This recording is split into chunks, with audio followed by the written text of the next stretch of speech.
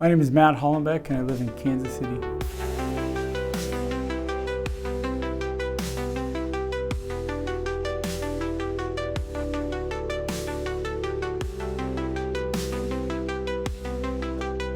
So prior to suffering a concussion, active with my family, a lot of church activities, really focused a lot on my family when I wasn't working.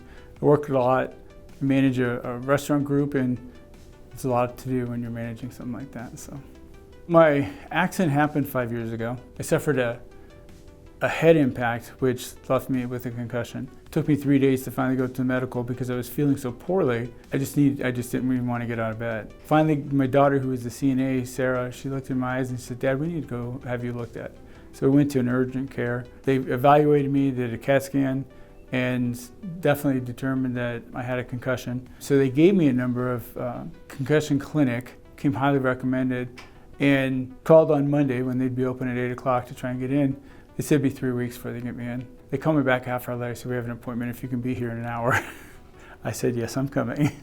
So that was the start of the journey. Been to quite a few doctors. Started out in the Kansas City Metro, worked with a concussion specialist, was referred on to a neurology clinic, and we finally got to a place where, in talking to the neurologist, I just asked one day, I said, are we just working to manage pain, or are we looking to find a fix, right? Somehow, the way I was broken, is there a way that we can undo that? I was open to the reality of it, but nobody was talking about it. So when I asked the neurologist, she had tears in her eyes, says, "No, we're just masking the pain." I said, okay, that's what I needed to know. Then I went from there to the Mayo Clinic up in Rochester, Minnesota. Had a great experience. They're incredible people. They tag team you as you're there. You're seeing all kinds of folks. And they came back with, they said, "We feel that you've gotten great care down in Kansas City by that team down there. There's nothing we would have changed." I wasn't looking to find something was wrong, but if there was anything missed, I wanted to know about it. So, again, that was becoming an advocate for myself, trying to get in front of the right people to say, hey, where are we at with this? I was eventually referred to the Amen Clinic in Chicago. Went there, and it was during COVID, so I could only do the scans, and I didn't see anybody else. I had got some good information through what they did with my information. They did brain scans too, but they do them different. The treatment plan there included, we're using an infrared sauna, a hyperbaric oxygen chamber with an oxygen concentrator. I have both of those now because I found that I couldn't go chasing those down every day. It needed to be pretty much ready at my fingertips, or it couldn't happen, just because I'm busy with business, busy with my family. So I can do those. And that was kind of the last specialist I'd been to, still trying to be my own best advocate, and stumbled on the cognitive FX. Dr. Fong, when we did our 30 minutes, she says, "I'm surprised you didn't find it sooner." It was not in my sphere. I was thinking different, because that's kind of the way the medical community is. What excites me here is it's not about prescription. It's not about getting out the pad and writing. It's about how we can do this as natural as possible. From everybody that works here, very into trying to help. They come with a servant spirit attitude and really want to help us figure out how we can better manage it. There's no quick fix. I was very realistic that when I walked in the door, I wasn't going to walk out of here whole. It's been a lot going on, and I think the depth that is there, it's going to take a little bit longer. But what I'm excited about is that, what Dr. Fong and Dr. Allen did here, they're helping us understand this differently. I think that's very important. I would say that getting the body moving, getting the brain moving, getting blood flow moving, I had actually backed away from doing cardio and things like that after the accident,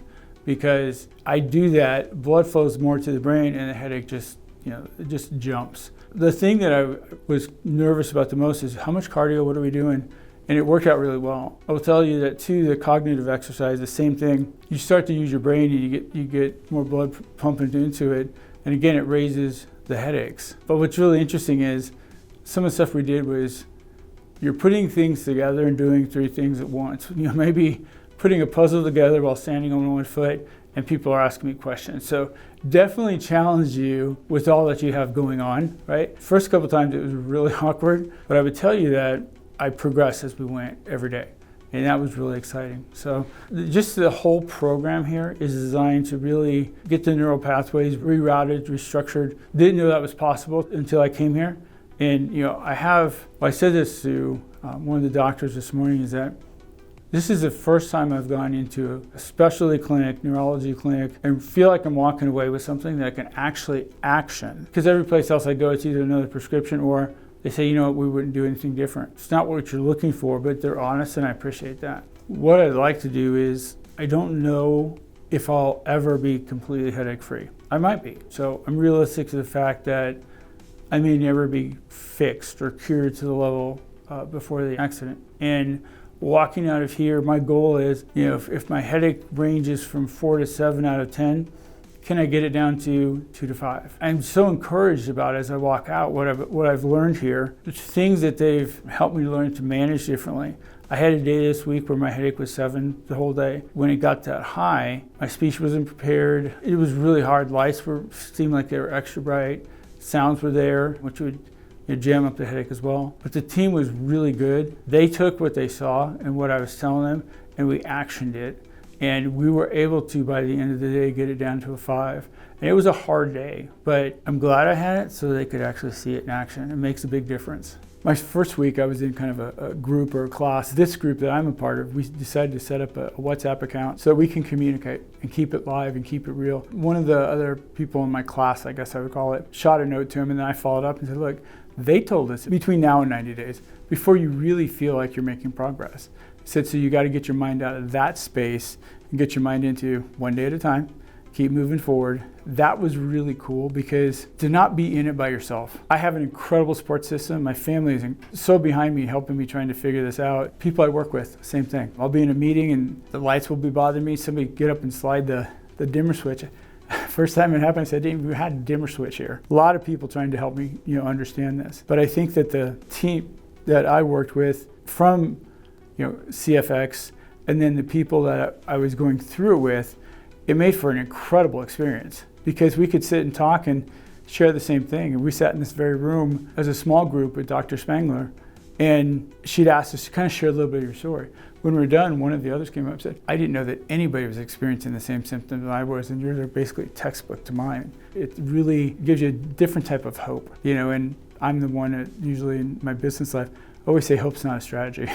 In this case, hey, it gives us energy, gives us the ability to say, I think we can do more, and guess what? You're not in it alone. What's really impressive is, while I'm doing things with the therapist or whoever I'm working with, they're taking notes, they're typing them in as we go, but they're paying attention to what I'm doing as well. So much so that by the time I leave there and go to the next person I was working with, they already had the notes and they'd already read them. That real-time data makes a big difference to them in how they can help us and help treat us. That was so impressive. Again, we could go on and on about what I love about this, but the thing that comes to my mind is concussion, traumatic brain injury. There's a number of different ways to say it. Post-concussion syndrome. What I find interesting, though, is I never really heard that term until the U.S. was in the first Gulf War, and you hear soldiers coming home with this. And you felt bad about it, but we couldn't fully understand it. So the fact is that if they can figure out what they're working on here, there's a world out there that needs this more and more. I love where they're already at, and they've come a long way in a very short period of time.